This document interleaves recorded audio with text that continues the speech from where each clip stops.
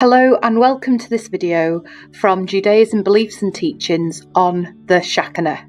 The word Shekinah comes from the Hebrew meaning dwelling or settling place, and it is linked to the Jewish belief about God's divine presence in the world.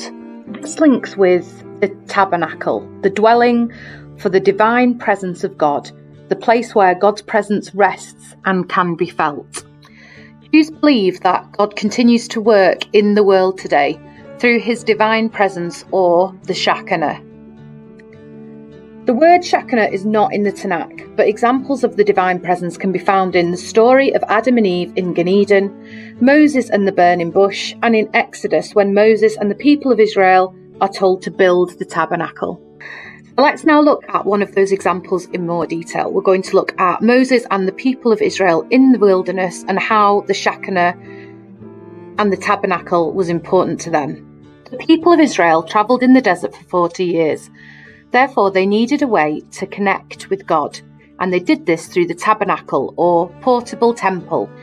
In Exodus 25, verse 8, it says, "Build me a sanctuary that I may dwell among them." This was the instruction from God about the first house of worship made for him. So you might be thinking, why did God ask or command for a sanctuary to be made when he's omnipresent? His presence or spirit can be felt everywhere.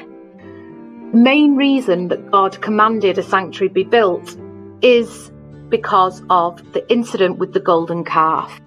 This was when the people of Israel made a golden calf as an idol, whilst Moses was talking face to face with God on Mount Sinai.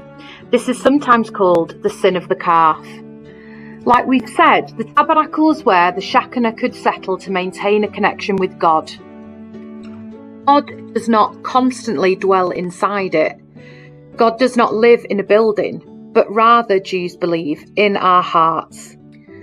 God was accessible to the Jewish people through Moses, and they had experience of him through the plagues that he sent to Egypt, when he divided the Red Sea as they were escaping slavery, and at Mount Sinai when they were frightened of his presence. Once the Israelites had reached the Promised Land, the Tabernacle became the temple. So in Jerusalem, the temple was dedicated to God's presence, or the Shekinah. We see this in 2 Chronicles. It says, "When Solomon finished praying, fire came down from heaven and consumed the burnt offerings and the sacrifices, and the glory of the Lord filled the temple." Jews believe there are 3 ways that you can experience the Shekinah, and that is through study, worship, and prayer.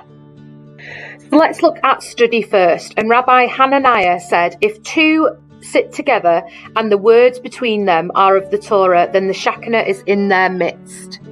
Many Jews feel that humans can't understand what God is like, and so the study of the Tanakh and the Talmud is very important because it is a form of worship. So the Shekinah is there when people do this. Study is a way to connect with God, and Orthodox Jews will study at a yeshiva or school. Next, we're going to look at worship and come back to that source of authority that is, "Build me a sanctuary that I may dwell among them." The Jewish people were told to build a tabernacle where God could dwell, keeping the presence of God with them, but also maintaining a connection to him. This connection has continued through worship at the synagogue, where the Ner Tamid, or eternal light, represents that God is present when worship is taking place at the synagogue. Finally, we're going to look at prayer.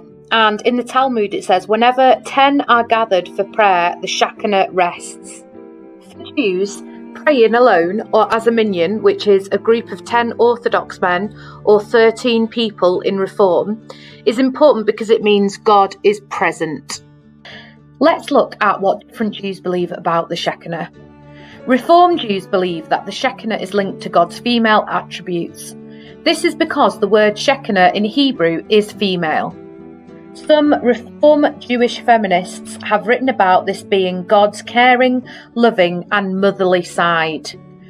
For Orthodox Jews, the Shekinah is a physical presence, and that is why they will pray at the Western Wall in Jerusalem or go on pilgrimage there. Tanakh refers to the Shekinah being at the temple in Jerusalem, and that is why the Western Wall is special for Orthodox Jews. The Western Wall, or the Wailing Wall, is all that remains of the temple in Jerusalem. Also, when Moses received the Torah, he was surrounded by the Shekinah. Therefore, for Orthodox Jews, the mitzvah come from God. So finally, the Shekinah is important because it dwells within a person when they pray, study scripture, worship together, or when they give to one another. For example, giving to a good cause. Rabbi Sachs, who was until recently the chief Orthodox rabbi in the UK, said, "God lives in the hearts of those who give." Thank you for watching this video, and I hope it has helped you to understand the concept of the Shekinah a little bit better. Thank you for watching and take care.